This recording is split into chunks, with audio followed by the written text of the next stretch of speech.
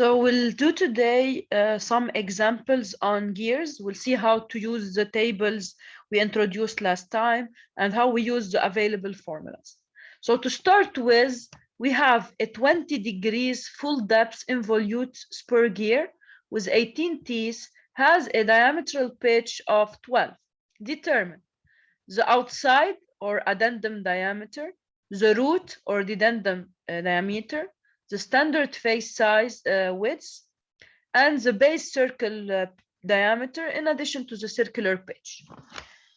So this is a simple example just for you to be familiar with the main formulas for gears. First, whenever they specify for you the angle, this is the pressure angle. So this is our pressure angle, which we called phi.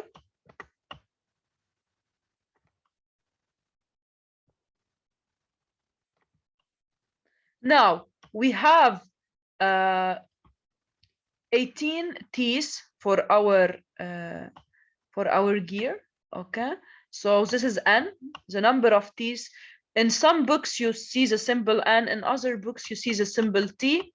It's the same thing, so both refer to the number of teeth. So here until now we have that phi is 20 degrees. The number of teeth is 18.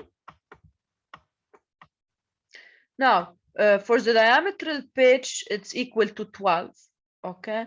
And the diametral pitch, if you go back to your formulas, it represents the number of teeth over the diameter of your pitch circle, okay? Over d, which is the diameter of your pitch circle.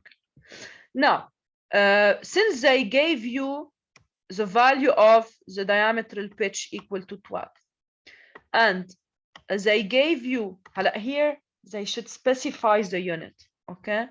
They should tell you what is the unit of PD. In general, here by convention, if they don't put anything, it's inch minus 1, okay? So PD here is given in inch minus 1. So if you use this formula, this will allow you to calculate the diameter of your pitch circle in inch. Okay, so this is 18. So D should be equal, from this formula we can get that the diameter of our pitch circle is equal to 18 over 12 equals to 1.5. Now, from this information, by just knowing the number of teeth, the diametral pitch, and the pressure angle, we'll be able to find all other properties that we defined before. We talked about the several circles, if you remember, the addendum circles, the dedendum circle, the base circle, etc. So here, we'll express each of these function of the given variables. Now, if you just let me remind you of the formulas, you can find them in the course material. So in this slide, you have a summary of main formulas used. So whenever you have the diametral pitch and the number of teeth, you can deduce the diameter of your pitch circle. And from PD, you can determine what is the addendum A, what is the dedendum B. To remind you what are A and B, if you take a tooth, once you determine the pitch circle level, so you have the pitch circle, which will lie on which is the contact point. One of your contact points will lie on the line of centers, which will determine your pitch circle. Now, the dedendum circle, which is also called the root circle, will pass by the base of your tooth. And so this is for the dedendum, and you have the top circle that will pass by the top of your tooth. So this will refer to the addendum. Now, A and B, A represents the distance between the addendum circle and the pitch circle. So this is A. while B represents the following distance. This means that if you know A and B, and you know what is the radius of your pitch circle, okay, then you can deduce the radius of your addendum circle is equal to the radius of the pitch circle plus A, while the radius of your addendum circle, it will be equal to radius of the pitch circle minus B. Okay, and R is simply D over 2, because you got the diameter of your pitch circle from this formula, so you replace R by D over 2, and A and B are correlated through the following formulas to the diametral pitch. So when I give you the diametral pitch, this will, with the number of teeth, you can determine directly the size of your pitch circle, and you can determine your addendum and dedendum lengths. Okay, so now going back to our problem.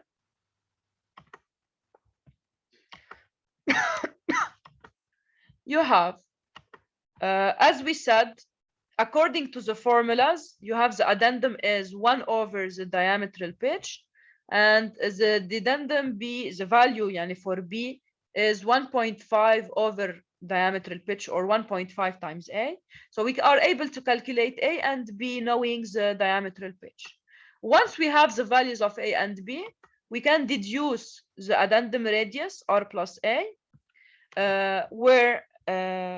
and from the radius, we can deduce the diameter of the addendum circle by multiplying by 2.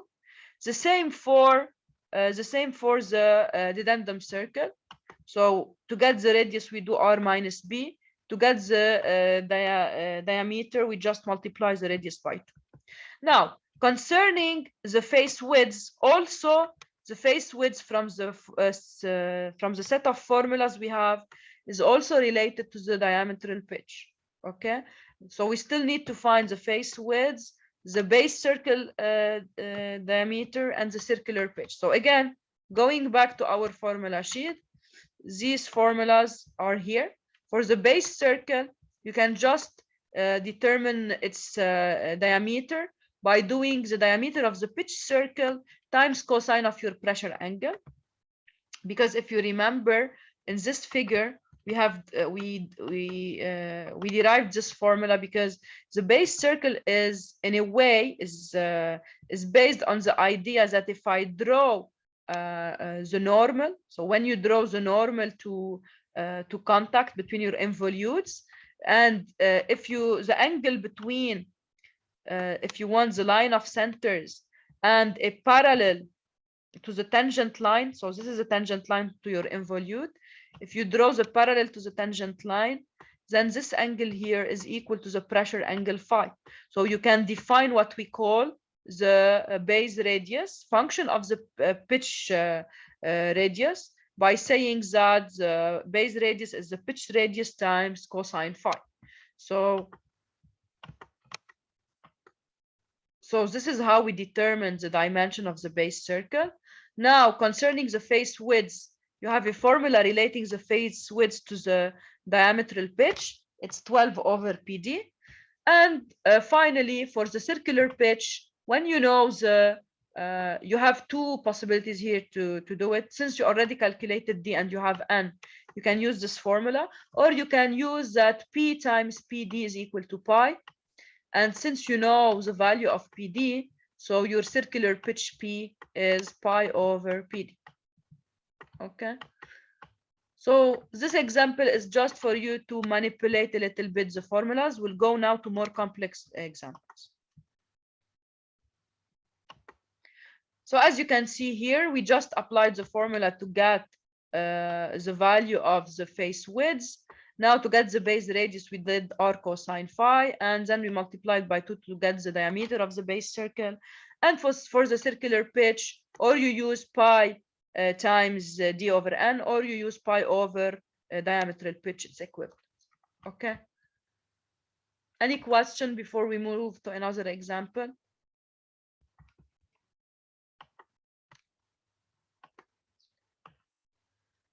Okay.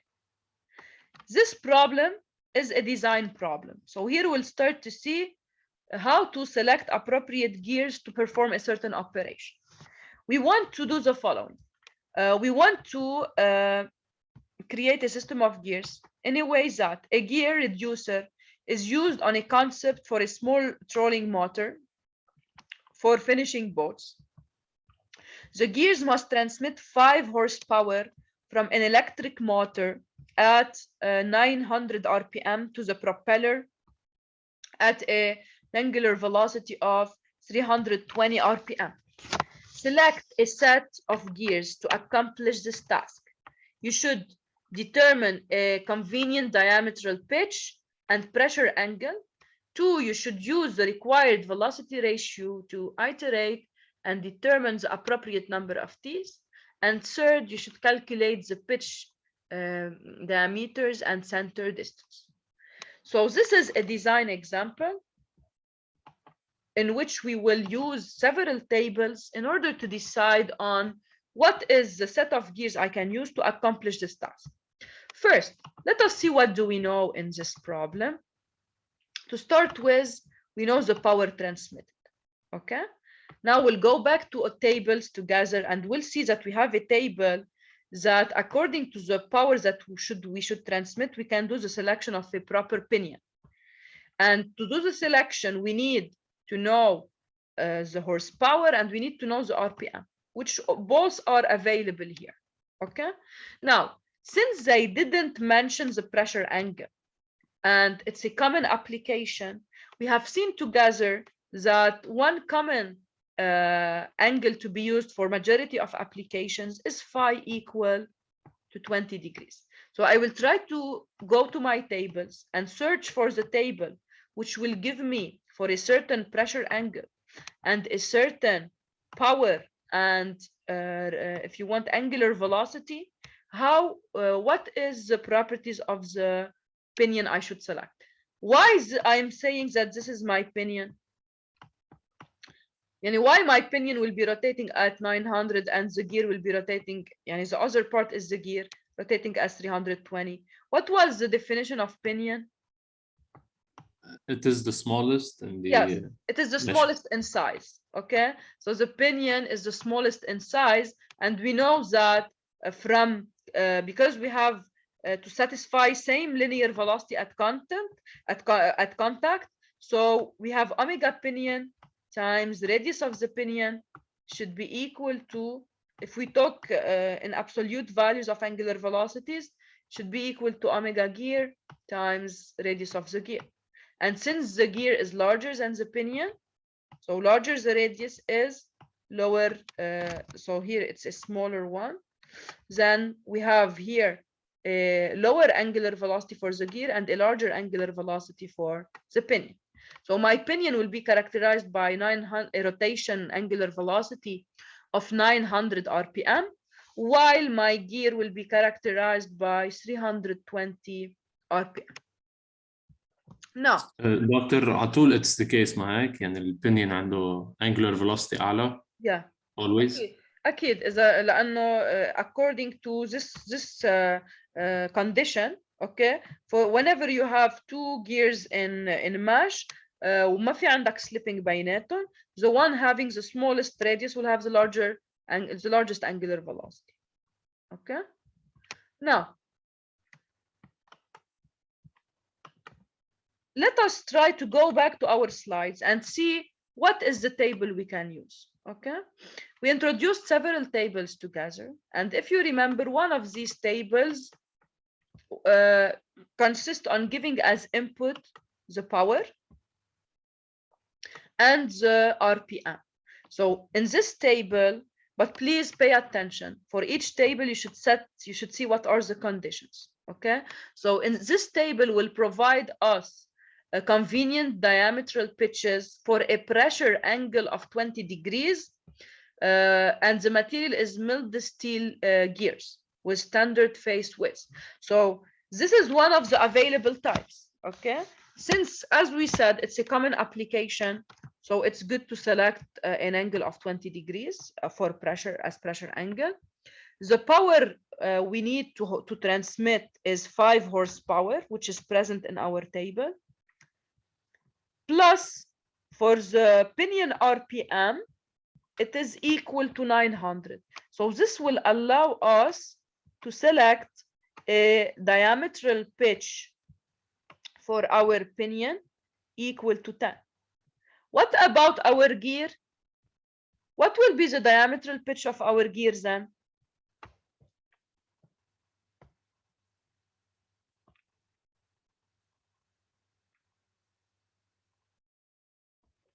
You remember what was the condition to have two gears in mesh? They should have same diametral pitch, same base radius, same value for the circular pitch, etc. So if you go back to this slide of conditions to have two gears in mesh,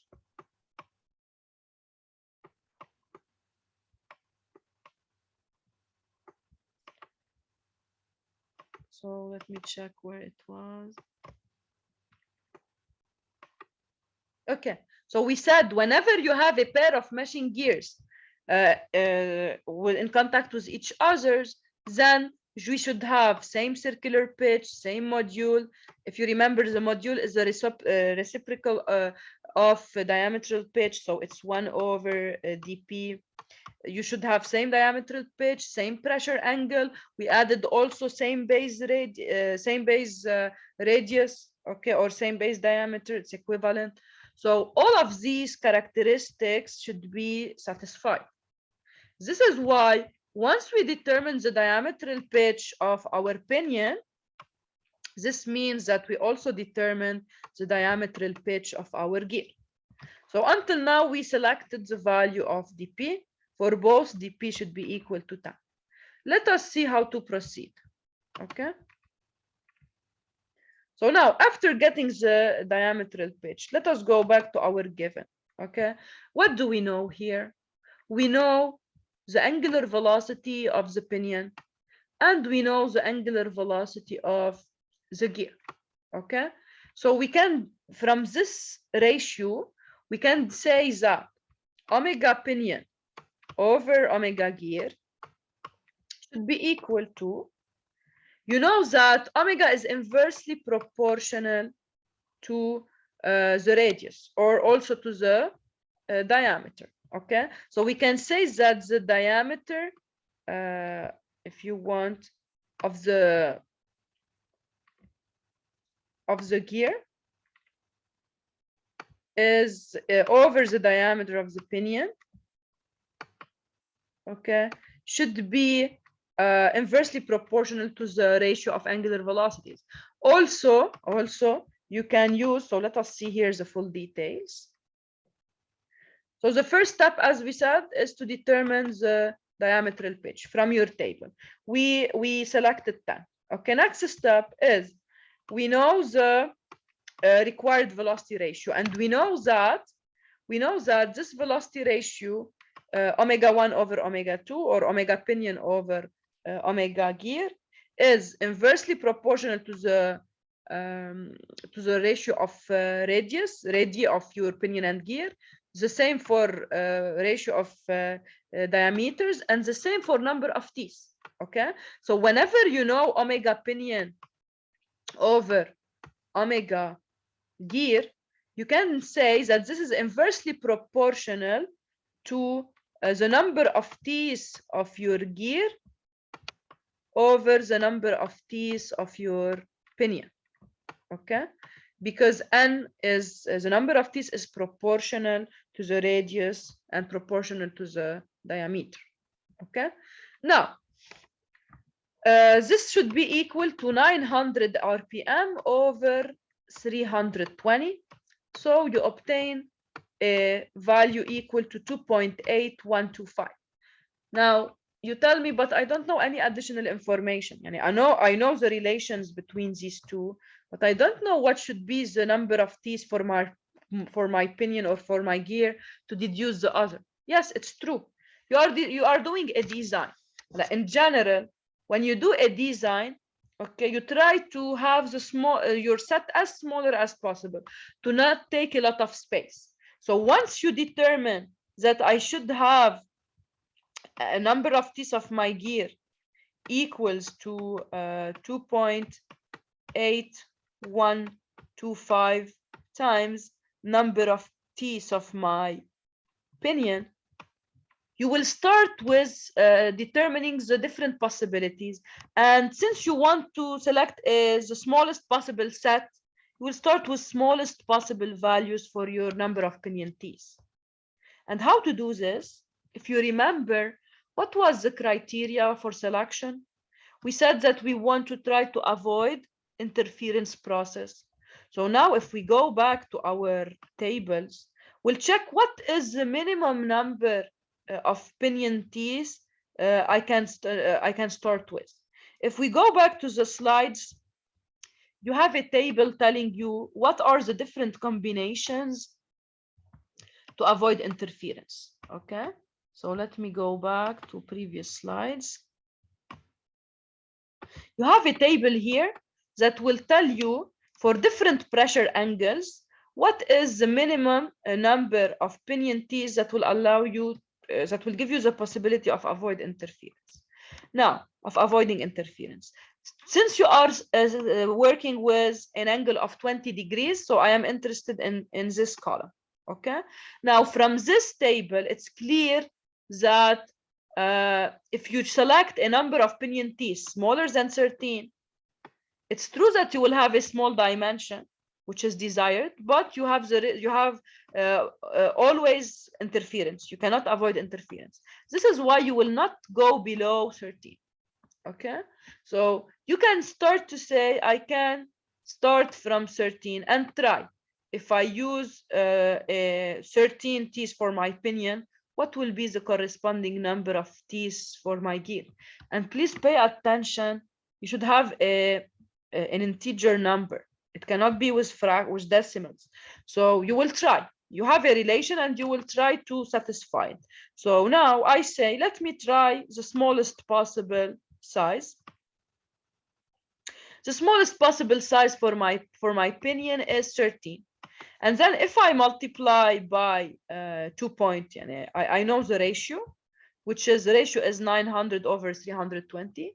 I get a number with decimal numbers. So it's not acceptable because the number of teeth is an integer. This is why I say I cannot take 13 teeth for my pinion. I should increase this number. And now I will continue to try until getting an integer number. Okay, so I try 14. It's not working. I still have decimal. After the decimal point, I have numbers. For 15, also not working. If I try for a pinion number of 16, I will get an integer here. So I can say one possible configuration is to use for my pinion 16 teeth and for my gear 45 teeth. And I can verify if I have interference or not by going back to my table. So if you go back to your table, if the pinion teeth number is equal to 16, I can go up to 101 teeth for my gear without interference. And therefore for 45, I am on the safe side. Okay, so I was able to select a configuration with a relatively small size because the number of teeth is not very high. I avoided the interference and I was able to find an integer number for my gear teeth. I still have one challenge to make sure if this number of teeth is available in the market or not. This is why I can go to a table that we introduced at the end of the chapter that will give me for a certain diametral pitch what are the available sizes. And since I determined that my diametral pitch for both pinion and gears is equal to 10, let me check that for 10 diametral pitch, I have sizes of 16 and 45 teeth. You can see here that 16 is available and 45 is also available. So I can say then that since these sizes are available in my standard sizes, then I can say I was able to design a set of gears that will transmit 5 horsepower with the angular velocities desired, and I selected a combination with the minimum number of possibilities and without interference. Okay. Any question on this problem?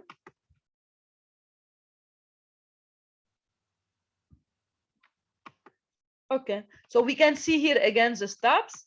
After I selected an integer number of these, I say, let me go to the table of commercially available sizes for a 10 diametral pitch, and 16 and 45 are present here. So I am done. I was able to design a set of gears to achieve the purpose desired. Now, they also asked me in this problem, after selecting a pinion and the gear that are convenient to transmit 5 horsepower from an electrical motor at 900 RPM to the propeller at 320 RPM, I want to find the required velocity ratio. So I already did this, okay, and I determined the appropriate number of these. I still need to calculate for this configuration what are the pitch diameters and what is the center distance. So here I am designing an external set. So I have a pinion, and I have a gear. If you remember, okay, in order to calculate the pitch diameter, the pitch diameter dp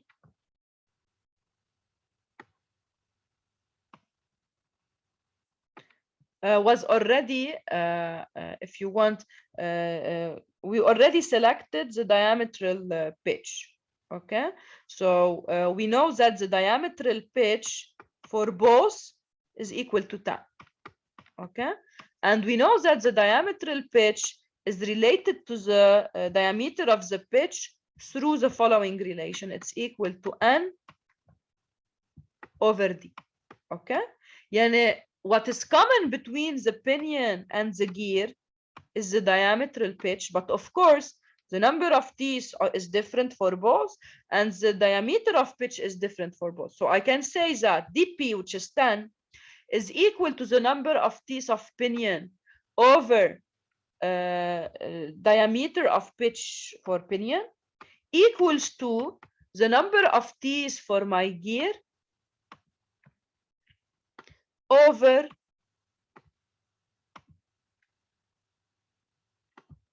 the diameter of my pitch circle for the gear. Okay, and now since I calculated n, and since I was able to design the number of teeth required, so I need for my pinion 16 teeth and for my gear 45, I can deduce that the value of the diameter for my pinion, okay, to use a different name, I will put pinion here. Okay, so for my pinion, I can simply say that it's equal to n number of teeth, which is 16, over dp, which is 10. So it's equal to 1.6 inch. While for my gear, okay, the diameter of the pitch circle for my gear is 45 over 10. So it's equal to 4.5 inch. Okay, you can always check for the unit of diametral pitch. It should be given in the table. Okay, so here whenever they, in general, when they don't specify, and the conventional unit used is inch -1 for the diametral pitch. This is why you get your your pitch diameters in inch. Okay, so for these tables here, the value is in, for all your diametral pitch, it's an inch -1. Okay, so now we still have to determine the center distance. Okay, since we have an external set of gears here in this problem,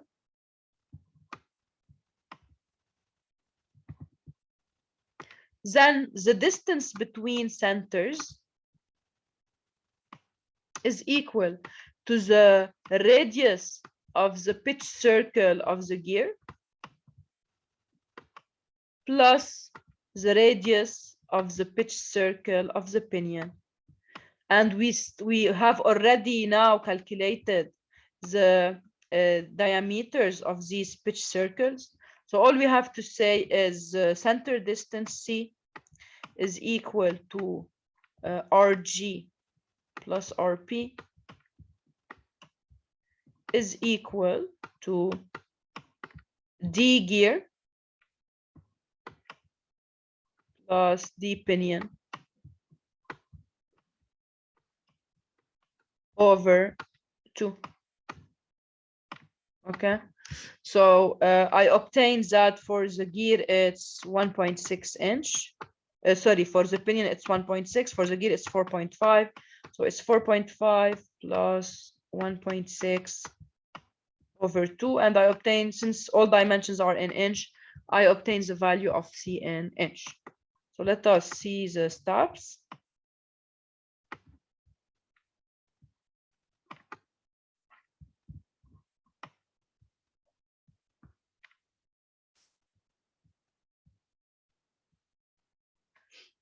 So as we said, we get D1, D2, then we do for the distance between my external gears D1 plus D2 over 2, and the distance between centers is equal to 3.05 inch. Okay, any question on this problem before we move to another one?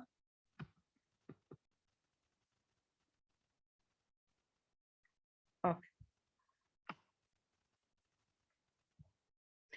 now this is also a design problem. We want to design 2 mating spur gears having external distance of 7.5 inch, and it is desired that the follower driven OR gear rotate as close as possible to 720 RPM, and the pinion rotates at 1850 RPM. Find the pitch diameters, the number of teeth, and the diametral pitch for these 2 gears. So in the design, we can impose any, we have different possibilities for constraints. They can tell us we can have geometrical constraints, so we need to have the distance between centers equal to a certain value. We can impose angular velocities. Here, for example, they imposed the external center distance. So they tell you that you should have an external set, and this is fixed. The center distance is fixed. We want it to be 7.5 inch. Now for the pinion, we imposed its angular velocity is equal to 1850. However, for the follower or the gear, we said we want to be as close as possible to 720, because as I told you, sometimes you cannot find exactly a certain design to give you exactly for the gear 720, but you will try to be as close as possible by doing like as we did before. You should iterate, you should try several combinations, and based on this you can get one that is acceptable. So you have, of course, integer numbers for teeth, and in addition you should be able to have an angular velocity as close as possible to this one, and of course they should be available. Yani the sizes you selected or the number of teeth you selected should be available also. So these are the different steps to go through. In general, whenever they give you a value, even if it's not possible to reach it 100%, you start to solve based on it. يعني let me try to get omega of the gear exactly equal to 720. If I get numbers with decimal points, then I say I cannot reach exactly 720. Then I say, okay, let me try to have very close values. So let us see how to proceed here. The first step is to take first the values given as they are. Yani I will try to design a system with omega gear equal to 720 RPM. I will set for the pinion. This is fixed. Yani, always I should have omega pinion equal to 1850, but I can play with omega gear to get an appropriate combination. And I should be as close as possible to this value. So to start with, I will consider, let me try to find a combination for omega gear equal 720 RPM.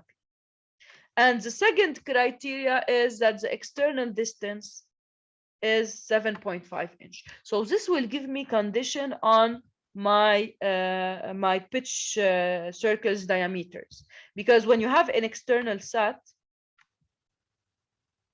of gears, you can write that the distance between centers is equal to the radius of the pitch circle of the gear plus the radius of the pitch circle of the pinion. So here they are naming them big R and small r. So we know that big R plus small r should be equal to 7.5. I can convert it also to a diameter relation by just multiplying by 2.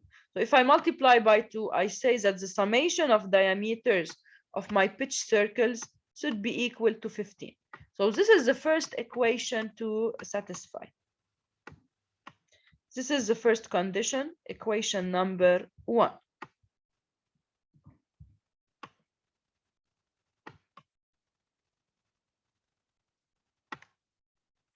Okay.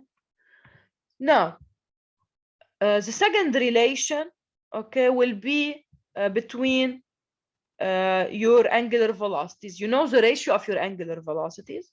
So you can write that omega pinion over omega gear is desired to be equal to 1850 over 720. And we know that the ratio of angular velocities is inversely proportional to the ratio of number of T's and is inversely proportional to the ratio of diameters. So I can write that it's also equal to big D over small d. Okay, so until now, I was able to write two equations with two unknowns. My two unknowns are big D and small d. Okay, and now I will check for this solution if it's physical or not. So let us open a new meeting to continue.